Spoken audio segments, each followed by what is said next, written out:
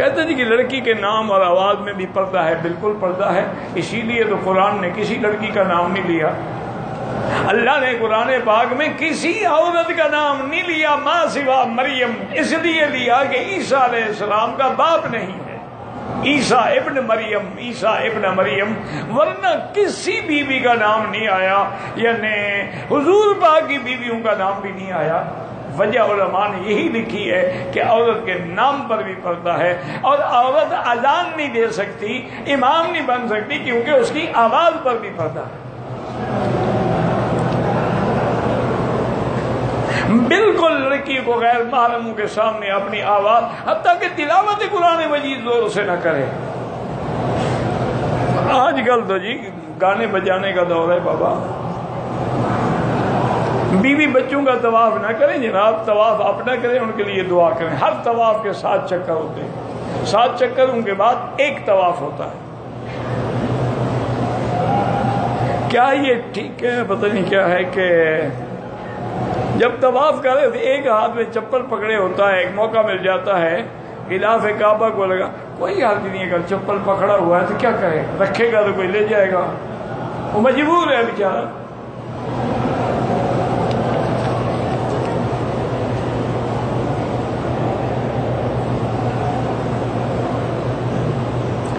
ایک آدمی کو جمعہ کی آخری رکعت، اگر آخری رکعت مل جائے تو جمعہ ہو گیا، وہ 2 رکعتیں پڑھ کے سلام پھیر دے گا۔ اگر آخری رکعت بھی نہ ملے اور قاعدہ ملے تو امام ابو حنیفہ فرماتے ہیں اس کو بھی جمعہ مل جائے گا، لیکن باقی ائمہ کہتے ہیں کہ نہیں، اب اس کو جمعہ نہیں ملے گا، وہ ظہر کی نماز پڑھے گا۔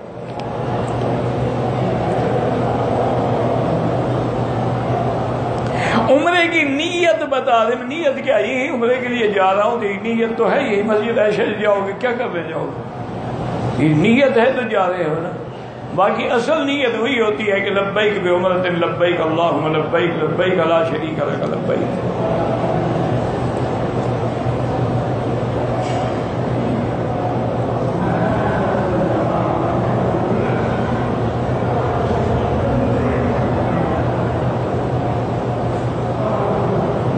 کہتے جی کہ علماء بھی قرآنی آیات کا ترجمے میں مشکل محسوس کرتے ہیں، لیکن جماعت میں کچھ لوگ ایسے بھی ہوتے ہیں جو اتنا پڑھے ہوئے بھی نہیں ہیں، وہ چھوٹی چھوٹی آیتوں کے ترجمے کرتے رہتے ہیں۔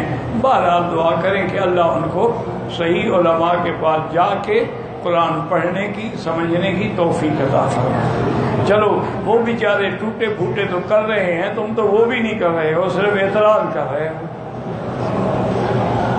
حضور پاک سے کسی نے پوچھا کہ ایک آدمی قرآن پڑھتا ہے، خوش آباد ہے، فرمایا اس کو ثواب ہے، لیکن جس آدمی کی زبان اٹکتی ہے، وہ اٹک اٹک کے پڑھتا ہے، بیچارہ صحیح نہیں پڑھ، اس کو اللہ دوہرا اجر عطا فرما دیتا ہے۔ وہ نہ جاننے کے باوجود لگے ہوئے ہیں، تم جاننے کے باوجود صرف اعتراض کرنے پہ بیٹھے ہو،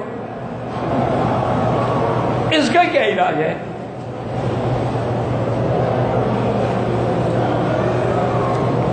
میری زوجہ بیمار ہے، اللہ سب بیماروں کو شفا دے۔ میں ہمیشہ سفر میں رہتا ہوں، کیا 2 نمازیں یعنی ظہر اور عصر، مغرب اور عشاء جمع کر کے پڑھ سکتا ہوں؟ یاد رکھو امام احمد ابن حنبل رحمۃ اللہ علیہ، امام شافعی کے نزدیک ہر حال میں جمع جائز ہے، یعنی جمع تقدیم بھی جائز ہے، جمع تاخیر بھی جائز ہے۔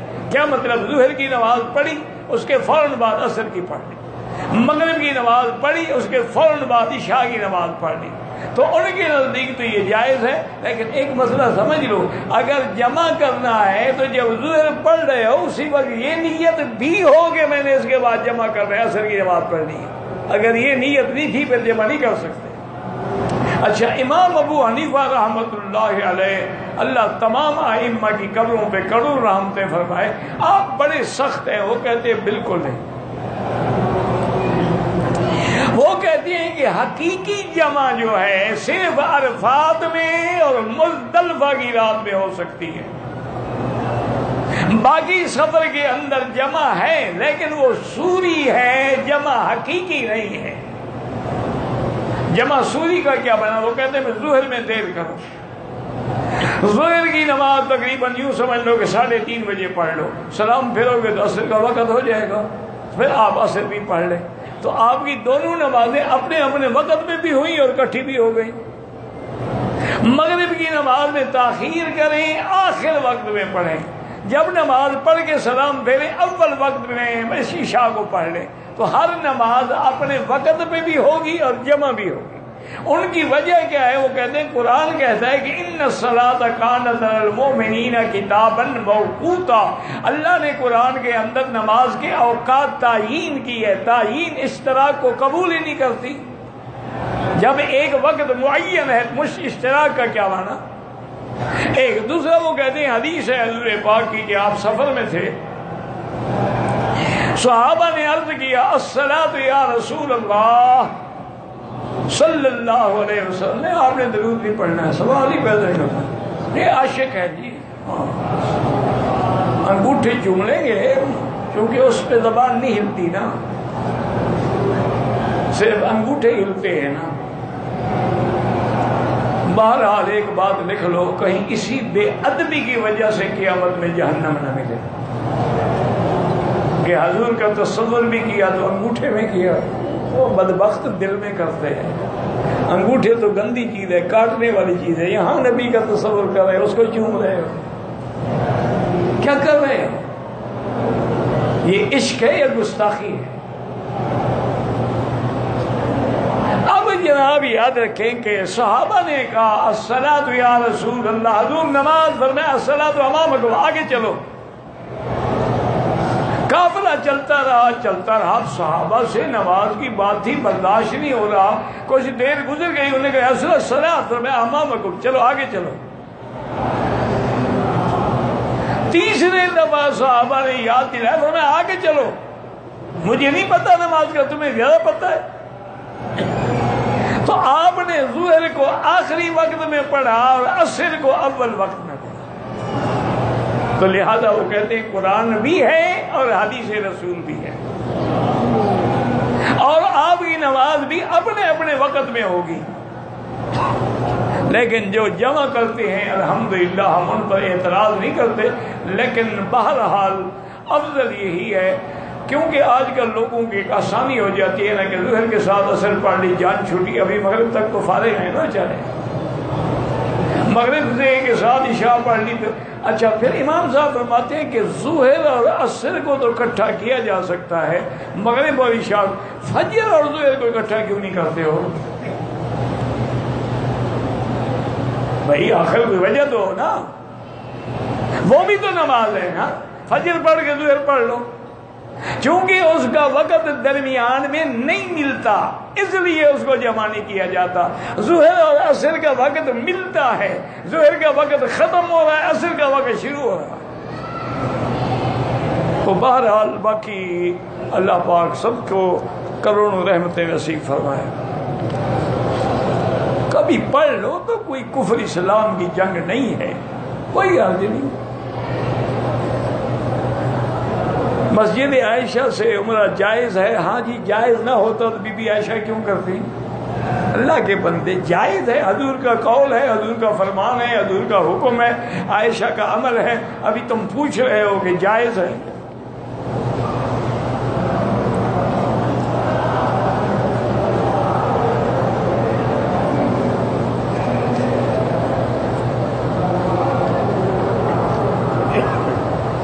اگر کسی بندے کی صفا مروہ کا ایک چکر رہ گیا، کچھ نہیں ہوتا، دم تو نہیں پڑے گی، لیکن وہ جا کے پورا کر دے، چونکہ 6 چکر ہو گئے، اکثر ہو گئے نا، اس لیے دم تو نہیں پڑے، عمرہ بھی ہو جائے گا، لیکن بہتر یہی ہے کہ جا کے ایک چکر۔ جمعہ کی نماز سے پہلے سنتیں کب پڑھنی ہیں؟ وہی پڑھنی اذان سے، اذان جب اذان ہوگی، یعنی آپ یہ دیکھیں نا کہ تقریباً 12:05 پہ زوال ہو جاتا ہے، تو اس وقت آپ پڑھ لیں، اذان بھی ہوتی ہے اسی وقت، ایک اذان ہوتی ہے وہ لوگوں کو تیار کرنے کے لیے۔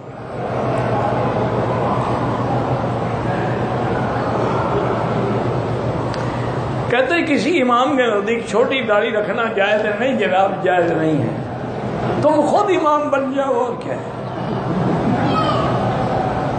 ہاں اس میں کیا، تمہارے ملک میں ایک مولوی صاحب تھے نا جی، میں نام تو نہیں لیتا، گلا ہوگا، اس نے کہا تھا کہ بھئی اگر دور سے داڑھی نظر آئے، عورت اور مرد کا فرق معلوم ہو جائے، بس کافی ہے۔ لیکن یہ نہیں بتایا کہ اگر عورت داڑھی رکھ لے تو پھر کیا ہوگا۔ بہرحال ایک مشت ائمہ اربع کا فتویٰ ہے، اور حضور کی داڑھی مبارک سینے پر تھی، تو صاف بات ہے کہ چھوٹی تو سینے پر نہیں آ سکتی۔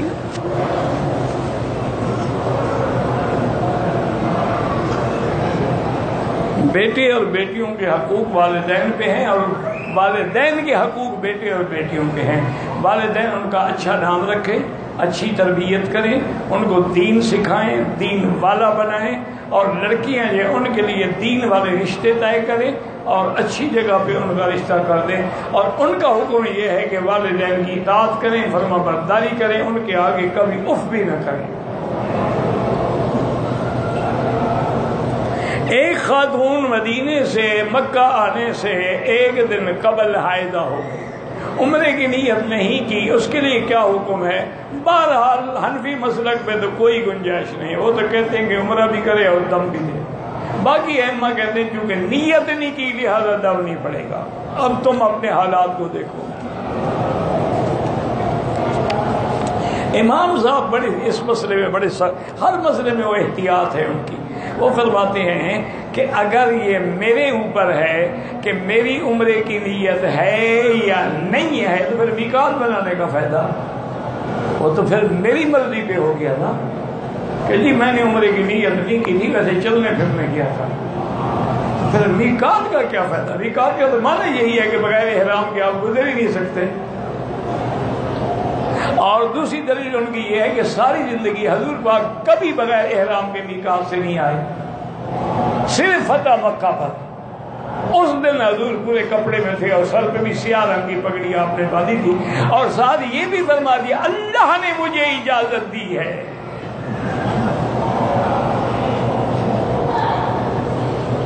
ایک آدمی نے عمرہ کیا، طواف کے بعد 2 رکعت واجب تھوڑی چھوڑی، پتہ نہیں عمرے کے بعد پڑھی، کوئی حرج نہیں، 2 رکعت دیر سے بھی پڑھ لو، دوسرے دن بھی پڑھ لو، کچھ نہیں ہوتا۔ اگر نابالغ بچے نے عمرہ شروع کیا، اس نے سارے ارکان ادا نہیں کہ اس پر کوئی دم نہیں ہے ہی نابالغ، اس میں شریعت کا حکم ہی نہیں۔ پاکستان سے آدمی آیا، عمرہ کیا، اعمال مکمل کیا، بال کٹائے، بعد میں دوسرا عمرے کرنے کی نیت سے بال کٹا، بالکل بال جتنے عمرے کرو گے سر پہ اس طرح پھروانا ہوگا، بال ہوں یا نہ ہوں۔ آپ کو تکلیف ہے تو عمرہ نہ کریں۔ آدمی لڈو کھیل سب مجھے کیا پتہ لڈو کیا ہوتی ہے۔ بہرحال یہ ہے کہ جس کھیل میں نماز نہ چھوٹے، جس کھیل میں بے حیائی نہ ہو، بے پردگی نہ ہو، تو کوئی فرق نہیں پڑتا ہے۔ جیسے دوڑ لگانا ہے، تیر اندازی کرنی ہے، گھوڑ دوڑ کرنی ہے، دریاؤں میں تیرنے کا مقابلہ کرنا ہے، وہ جائز ہے۔ لیکن یہ نہیں ہے کہ تیرنے کا مقابلہ یہ کہ سوئمنگ میں عورتیں بھی ہوں، ان نے بھی کاسٹیوم پہن کے ماشاءاللہ اپنے جلوے بکھیرنے ہوں، پھر تو حرام ہے۔ میرا بھائی یورپ میں ایک پیٹرول پمپ پہ کام کرتا ہے کہ کمپنی کے اسٹور میں کوکا کولا پیپسی کے ساتھ شراب کی بوتلیں بھی پڑی ہوتی ہیں۔ میں نماز تلاوت کر سکتے ہیں، حضرت بوتلیں پڑی ہیں، دفعوں تمہیں کیا ہے؟ اور کون سی ایسی جگہ ہے جو پاک ہے؟ جس گھر میں تم رہتے ہو ساتھ باتھ روم نہیں ہے تو وہ گندگی بھی ادھر پڑی رہتی ہے، یہ گندگی پڑی رہی تو کیا ہو جاتا ہے؟ اب تمہارا سٹور تھوڑا ہے کہ تم اٹھا کے باہر پھینک دو گے، پڑھ سکتے ہو نماز، کوشش کرو آگے تمہارے کوئی ایسی چیز نہ ہو۔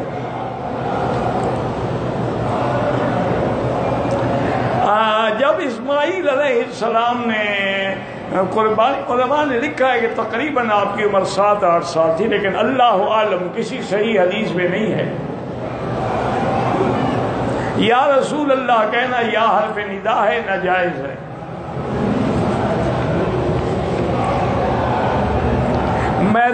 مدینہ سے واپسی پر میقات سے احرام نہیں باندھا، اس کے بعد عمرہ بھی کرو اور دم بھی دو۔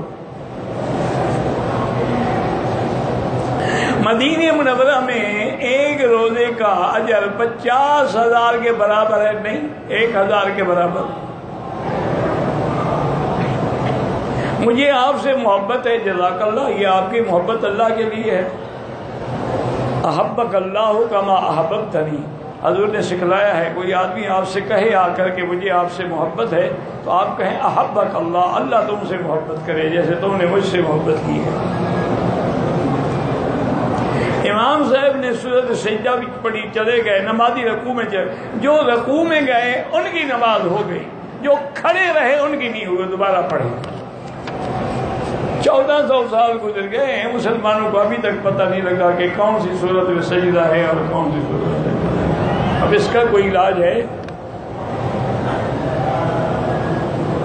پہلی اذان کے بعد میں 4 سنت نماز پڑھ لی، دوسری اذان سے چند منٹ پہلے کہ پہلی اذان ظہر کی نماز، ہاں وہ تو وقت سے پہلے دی جاتی ہے، اس وقت سنت نہیں پڑھی جاتی ہے، وہ تو ابھی دیوال ہی نہیں ہوتا۔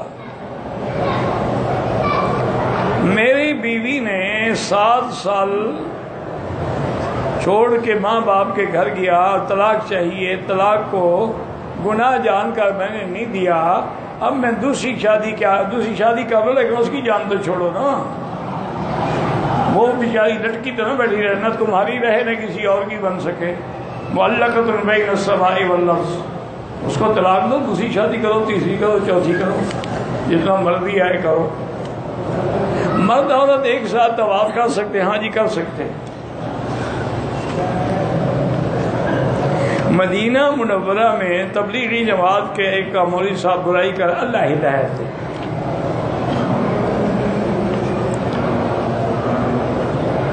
انڈین پاکستانی لوگ جو عمرے کرنے آتے ہیں، ان کے پہلے عمرے کے بعد مسجد عائشہ جنان سے عمرہ کرنا چاہو کر سکتے ہو، نہ کرو مرضی ہے، نفلی عبادت ہے۔ بڑے جانور کی قربانی میں عقیقہ شامل ہو، عقیقہ شامل نہیں ہو سکتا۔ ایک روایت ہے کہ لا شرک، عقیقے میں شریک نہ کرو۔ طواف ہم اپنے مرحوم کے لیے کر سکتے ہیں، جو زندہ ہے ان کے لیے دعا کرو۔ ایک عورت ایک حج کے لیے آئی تھی پاکستان سے، حیض کی حالت میں تھی، حیض کی حالت میں اس نے عمرہ کیا، حیض کی حالت میں عمرہ کیا، نعوذ باللہ ثم نعوذ باللہ، دم بھی ادا کرے اور توبہ بھی کرے۔ اپنے ملک میں حیض کی حالت میں مسجد جاتی ہے عورت، اتنا عقل نہیں ہے کہ یہاں بھی میں نے اندر نہیں جا سکتی۔ موٹر سائیکل لیا ہے ادھار 4 مہینے پر 90,000 کا، نقد اس کی قیمت وہ جائز ہے، تم نہ لو ادھار، لیا تو گویا یہ چیز تم نے 90 میں ہی خریدی ہے، اس لیے وہ سود نہیں بنتا، وہ تو بیع طے اسی وقت طے ہو گئی۔ جو لوگ مردے کے لیے مولوی صاحب کو پیسے دے کے قرآن پڑھاتے ہیں، وہ مولوی صاحب اپنے ماں باپ کو بخشتا ہے، وہ پاگل تھوڑا ہو گیا کہ تمہارے ماں باپ کو بخشے، اور تم بھی ماں باپ کے بڑے وفادار ہو کہ کرائے پہ پڑھواتے ہو، خود نہیں پڑھتے۔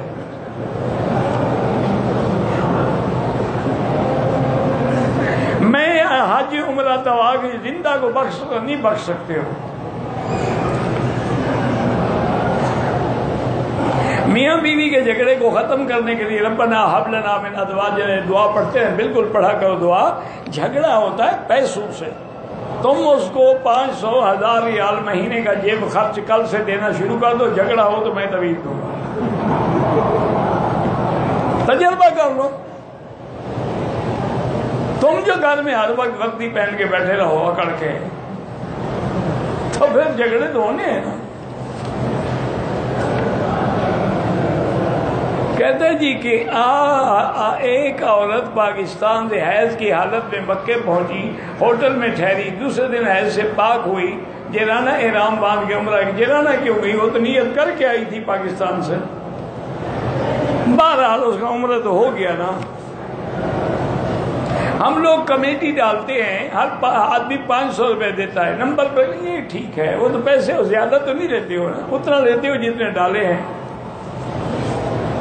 فائدہ یہ ہوتا ہے کہ اکٹھے مل گیا تو کوئی کام کر لیا۔ یورپ میں رہتا ہوں، کمپنی کے گودام میں سب ٹینک کے ساتھ شراب کی بوتلیں بھی پڑی ہیں. بھائی نماز کے لیے جگہ بنا لو، بوتلیں دفع کرو، پڑی رہیں. طواف کے دوران ویڈیو موبائل کے استعمال کے بارے نہ کریں. طواف ہے، نماز کے حکم ہے، یہ نہیں کہ فلمیں بناتے رہو. ایک عورت مدینے سے احرام باندھ کے آئی ہے، راستے میں حیض آ گیا، اب دوسرے دن واپس انڈیا جانا ہے. اب کیا کریں؟ اب دم دے اور احرام کھول دے، لیکن عمرہ قضا کرنا پڑے گا اس کو زندگی میں، یا پھر اپنی سیٹ لمبی کرا دے.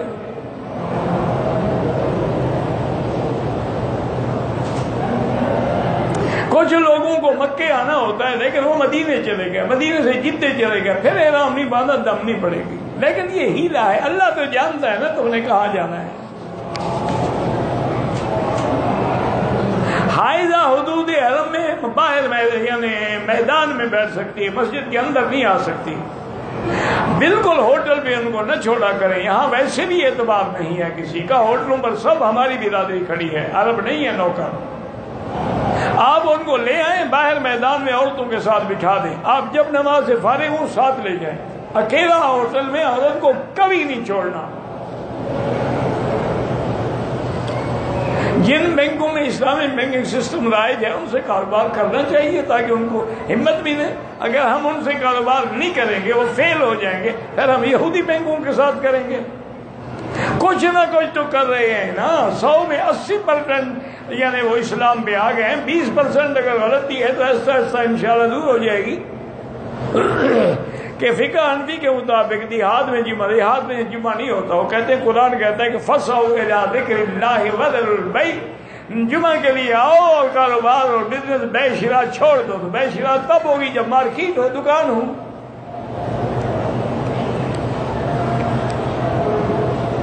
50 طواف کی حدیث میں نے نہیں پڑھی. انشاءاللہ ہمیں اللہ ایک طواف بھی قبول کر لے تو جہنم سے آزادی مل جائے گی. زندہ بندوں کے لیے دعا کریں. رمضان کی تراویح میں اگر آدمی ہاتھ قرآن میں پکڑ کے پڑھے جائز ہے، لیکن امام ہو تو وہ بنے جو حافظ ہو. فَلْيَؤُمُّكُمْ أَقْرَؤُكُمْ، حضور نے فرمایا اس کو امام بناؤ جو قاری ہو.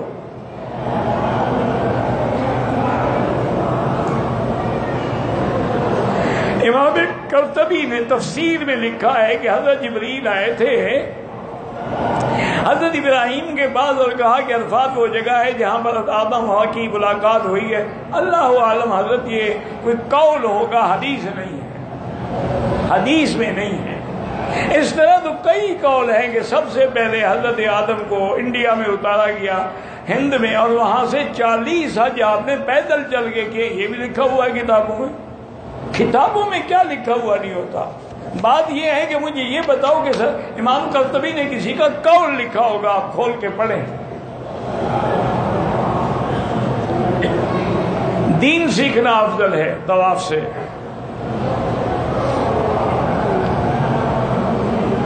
کہتے جی سعودی کھجور سے معجون تیار کرتے تو دکانداروں سے جا کے پوچھو، بتا دیں گے تم کو. اب سارے کام مجھے تو نہ کراؤ. جو لڑکی ماں باپ کی مرضی کے بغیر نکاح کرے اس کے ساتھ بالکل نہیں بولنا چاہیے، بلکہ بعض ائمہ تو فرماتے ہیں والدین کی اجازت کے بغیر ولی کی نکاح ہوتا ہی نہیں، گویا وہ زنا کرا رہی ہے. لا نکاح الا بولی. یہ تو شکر کرو امام ابو حنیفہ فرماتے نکاح تو ہو جائے گا لیکن گناہ گار ہے. کسی نے کہا کہ میرے کفن کو آب زمزم میں دھو کے لے جائیے. کوئی نہ حکم ہے نہ حدیث ہے، نہ کبھی صحابہ نے دھویا ہے، بس ایک شوق ہے.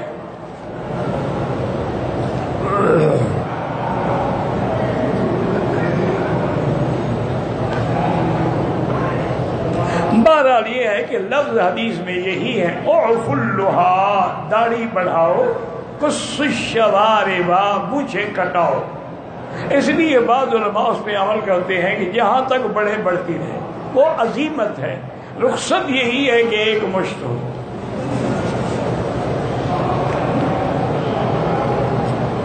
اگر موبائل میں قرآن فیڈ ہے، لفٹ میں ہم سنتے رہیں، کوئی حرج نہیں. فلمیں دیکھنے سے تو بہتر ہے نا قرآن سنا کرو. کہتے ہیں جی کہ رکن یمانی کے مطابق شیعہ کہتے ہیں کہ بی بی فاطمہ بچے کی پیدائش کا مسئلہ ہوا تو کعبے کی دیوار پھٹ گئی، یعنی وہ اندر